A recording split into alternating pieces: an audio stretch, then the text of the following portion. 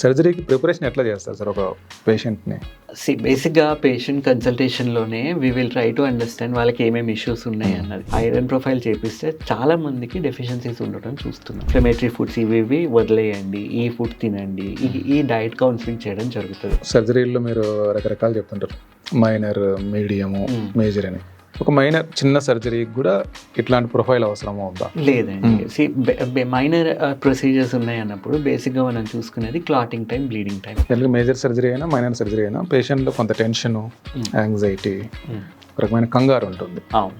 ఇలాంటి వాళ్ళని మీరు ఎట్లా ప్రిపేర్ చేస్తారు సర్జరీకి? కన్ఫ్యూజ్డ్ పీపుల్ ఉంటారు కదా, వాళ్ళు ఇట్లా అంటే తొందరగా డైవర్ట్ అయిపోతారు. బేసిక్గా వాళ్ళు వచ్చేదో చెప్పారు, వీళ్ళు వచ్చేదో చెప్పారు. సో ఈ బేసిక్గా వీళ్ళకి చెప్పేది ఏంటంటే హ్యావ్ క్లియర్ థాట్స్ అని చెప్తాం. సో ఎప్పుడైతే మన అనుమానాలు క్లియర్ అయిపోతాయో, ఏం చేస్తున్నాం, ఎందుకు చేస్తాం, తర్వాత ఎట్లా ఉంటుంది, ఇవి ముందే అవగాహన చేయడం వల్ల కంగారు అక్కడే తగ్గిపోతుంది.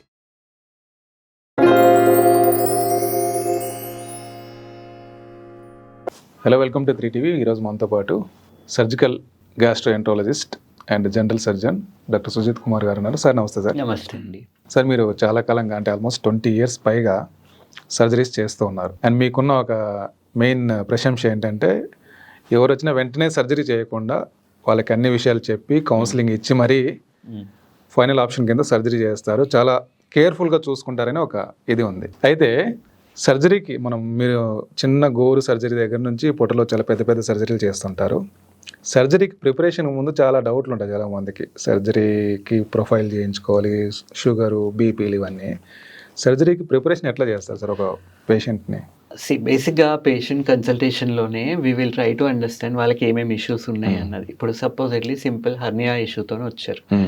ఎందుకు వస్తుంది హర్నియా? పెట్టలో ప్రెషర్ ఎక్కువ అయిపోతే వస్తుంది. సో ఫస్ట్ ఏం చేస్తాం, మనం మెడిసిన్ ఇచ్చి ప్రెషర్ తగ్గించి అది కాంప్లికేట్ అవ్వకుండా ఏం చేయాలో చేసి బేసిక్ బ్లడ్ వర్కప్ చెప్తాం. బ్లడ్ వర్కప్ ఏ సర్జరీ చేస్తాం, సర్జికల్ ప్రొఫైల్ చేస్తాం. సర్జికల్ ప్రొఫైల్లో బేసిక్ వాళ్ళ బ్లడ్ గ్రూపింగ్, టైపింగ్, ఈసీజీ చేస్తాము, ఎక్స్రే చూస్తాము, ఎట్లా ఉన్నాయి, హార్ట్ లంగ్స్ కరెక్ట్ పని చేస్తున్నాయా, ఇప్పుడు లివర్ పనిచేయాల్సిన విధంగా ఉందా, కిడ్నీ ఫంక్షన్స్ నార్మల్గా ఉన్నాయా. ఎందుకంటే మత్తు ఇచ్చినప్పుడు ఏమవుతుంది, అనెస్థీషియా అన్నది మొత్తం మళ్ళీ ప్రాసెస్ అయ్యేది ఒకటి లంగ్స్ నుంచి, లివర్ నుంచే ప్రాసెస్ అవుతుంది. కాబట్టి ఇవి బాగా పనిచేస్తున్నాయా లేదా, ఏదైనా ప్రాబ్లమ్స్ ఉన్నాయా. సో ఈ సర్జికల్ ప్రొఫైల్ అంతా మనకు బేసిక్ టెస్ట్లు ఉంటాయి. అంటే ఇప్పుడు సిబిపి చేస్తాం, దాంట్లో హిమోగ్లోబిన్ తక్కువ ఉంది, ఎందుకు తక్కువ ఉంది, మళ్ళీ అవి ఫర్దర్ ఎవాల్యుయేషన్ చేయాల్సి ఉంటుంది. షుగర్ గురించి చేస్తాం, ఒకవేళ షుగర్ కంట్రోల్లో ఉంటున్నాయా లేవా.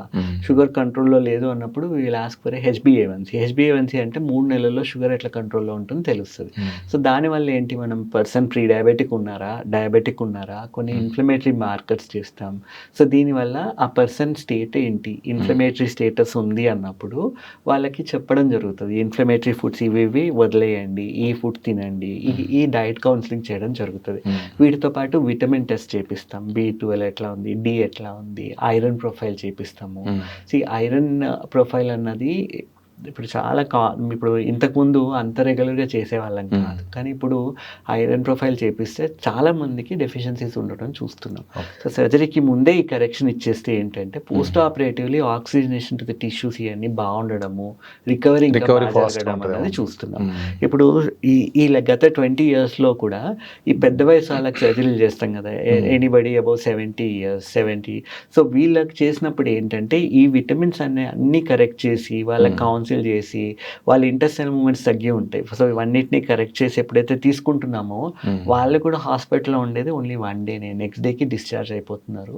సో ఈ ప్రీ ఆపరేటివ్ ఆప్టిమైజేషన్లో సర్జరీ టెస్ట్లతో పాటు వీళ్ళకి కౌన్సిల్ చేయడం జరుగుతుంది, కావాల్సిన మెడిసిన్ ఇవ్వడం జరుగుతుంది. ఎట్ ది సేమ్ టైం కొంతమంది సర్జరీ అనగానే టెన్షన్ పడిపోతూ ఉంటారు కదా, ఒక 1-2 times ఎప్పుడైతే సర్జన్ దగ్గరకు వస్తారో వీళ్ళ యాంగ్జైటీ లెవెల్స్ కూడా మొత్తం డ్రాప్ అయిపోవడం చూస్తున్నాం. సో ఆ రోజు ఓటీకి వెళ్ళిన తర్వాత సడన్గా బీపీలు ఫ్లక్చుయేట్ అవ్వకుండా మా డాక్టర్ గారు ఉన్నారు, ఆయన చూసుకుంటారనే నమ్మకము అది వాళ్ళకి, అది it is helping them actually. Sir, యాక్చువల్గా ఇప్పుడు సర్జరీల్లో మీరు రకరకాలు చెప్తుంటారు, మైనర్, మీడియము, మేజర్ అని. ఒక మైనర్ చిన్న సర్జరీకి కూడా ఇట్లాంటి ప్రొఫైల్ అవసరమో ఉందా? లేదండి. మైనర్ ప్రొసీజర్స్ ఉన్నాయి అన్నప్పుడు బేసిక్గా మనం చూసుకునేది క్లాటింగ్ టైం, బ్లీడింగ్ టైం. రక్తం ఎంతసేపట్లో గడ్డ కడుతుంది, ఈ బ్లీడింగ్ డిసార్డర్స్ ఏమైనా ఉన్నాయి. ఎందుకంటే చేసిన తర్వాత బ్లీడింగ్ ఆగలేదంటే అది పేషెంట్కి సేఫ్ కాదు. రెండోది వైరల్ స్క్రీనింగ్ చేపిస్తాం. HIV, hepatitis B, hepatitis C ఇవి ఉంటే మైనర్ ప్రొసీజర్స్కి ఇవి ఉంటే చాలు. ఓకే. అండ్ ఎందుకంటే ఇది పేషెంట్ సేఫ్టీకి, డాక్టర్ సేఫ్టీకి ఇవి మాత్రం కంపల్సరీ టెస్ట్. ఇవి కాకుండా ఒకవేళ పర్సన్కి షుగర్ ఉంది, సో షుగర్ ఉన్నప్పుడు మనం తెలిసి ఈ చేయించకుండా ఉండం. అంటే ఇప్పుడు షుగర్ కూడా కావాల్సిన కంట్రోల్లో ఉన్నప్పుడు ఆపరేషన్ చేస్తే ఊండ్ అన్నది నార్మల్గా హీల్ అవుతుంది. ఇప్పుడు 300-400 ఉన్నప్పుడు నేను ఏదో సర్జరీ చేసి దానికి ఇన్ఫెక్షన్లు వచ్చి అది పుండు మారడానికి ఇంకెక్కువ టైం పట్టి సో ఈ ప్రాబ్లమ్స్ అన్నీ ఉండే ఛాన్సెస్ ఉంటాయి. సో ఒకవేళ థైరాయిడ్ ఉన్నది, థైరాయిడ్ కంట్రోల్లో ఉందా లేదా, so depending on the person we will have to choose వాళ్ళకి ఏం టెస్ట్ కావాలన్నా చూస్ చేస్తాం. నార్మల్గా ఏ ప్రాబ్లం లేదు అంటే clotting time, bleeding time, viral screening సరిపోతుంది. అయితే మీరు ఇందాక చెప్పినట్టే మైనర్ సర్జరీ ఉంటుంది, మేజర్ సర్జరీ ఉంటుంది, సూప్రా మేజర్ సర్జరీస్ ఉంటాయి. ఇప్పుడు లివర్ ట్రాన్స్ప్లాంటేషన్ చేస్తాం. లివర్ ట్రాన్స్ప్లాంటేషన్ 30 గంటలు పడుతుంది. ఆర్ ఇంకా it depends on the condition of the patient. ఆ లివర్ ఒకటేమో ఫస్ట్ చెడిపోయిన లివర్ తీసేయాలి, తర్వాత వేరే లివర్ పెట్టాలి, ఆ పెట్టింది మళ్ళీ ఫిక్స్ చేయాలి అని. సో అనాస్టమోసిస్లు ఇవన్నీ it will take long time. ఒక డాక్టర్ చేసేది కాదు, టీమ్ ఆఫ్ సర్జన్స్ కలిపి చేస్తాం. సో ఇట్లా 10 మంది అన్న సర్జన్స్ ఇన్వాల్వ్ అయి ఉంటారు. ఇంపార్టెంట్ స్టెప్స్ లో ఒక్కొక్కరు ఒక్కొక్క ఇంపార్టెంట్ స్టెప్ తీసుకోవడం జరుగుతుంది. ప్రిపరేషన్ ఇంకా ఎక్కువ ఉంటుంది. సూప్రా మేజర్ సర్జరీ కింద కన్సిడర్ చేస్తాం. అయితే మేజర్ సర్జరీ అని ఎప్పుడు అంటాం, 45 minutes కన్నా ఎక్కువ అనెస్థీషియా ఇస్తే we call it as major surgery. And దీంట్లో మళ్ళీ గ్రేడింగ్స్ ఉంటాయి. ఇప్పుడు అనెస్థీషియా చెకప్కి పంపిస్తాం కదా, ASA గ్రేడింగ్స్ అని అంటాం, అమెరికా సొసైటీ ఆఫ్ అనెస్థీషియాలజిస్ట్ గ్రేడింగ్ అని. సో దాంట్లో వాళ్ళు 1, 2, 3, 4 ఆ గ్రేడింగ్ ఇస్తారు. అంటే పేషెంట్ లో రిస్కా, మోడరేట్ రిస్కా, హై రిస్కా, ఆ రిస్క్ని బట్టి మనం పేషెంట్ సర్జరీకి ఎట్లా ప్రిపేర్ అవ్వాలన్నది వాళ్ళు గైడ్ చేయడం జరుగుతుంది. ఇప్పుడు హై రిస్క్ ఉన్నారు, కావాల్సిన బ్లడ్ క్రాస్ మ్యాచింగ్ చేసుకొని రెడీగా పెట్టుకొని అరేంజ్ చేసుకుంటాం. So it depends on the persons condition as well. Major surgery అయినా మైనర్ సర్జరీ అయినా పేషెంట్లో కొంత టెన్షన్, యాంగ్జైటీ, ఒక రకమైన కంగారు ఉంటుంది. అవును. ఇలాంటి వాళ్ళని మీరు ఎట్లా ప్రిపేర్ చేస్తారు సర్జరీకి? వాళ్ళు 1-2 సార్లు రమ్మని చెప్తారు మీరు, కొన్నిసార్లు ఏమవుద్దంటే ఈ లోపు ఇంకొక డాక్టర్ దగ్గరికి వెళ్ళిపోతుంటారు. ఈ ప్రాబ్లం కూడా మీరు ఫేస్ చేస్తుంటారు. అంటే ఇది బేసిక్ ఏమవుతుందంటే కన్ఫ్యూజ్డ్ పీపుల్ ఉంటారు కదా, వాళ్ళు ఇట్లా అంటే తొందరగా డైవర్ట్ అయిపోతారు. బేసిక్ గా వాళ్ళు వచ్చేదో చెప్పారు, వీళ్ళు వచ్చేదో చెప్పారు. సో ఈ బేసిక్ వీళ్ళకి చెప్పేది ఏంటంటే హ్యావ్ క్లియర్ థాట్స్ అని చెప్తాం. సో ఫస్ట్ డే వచ్చినప్పుడు ఏం చేస్తాం, వీళ్ళు ask them to maintain a health journal.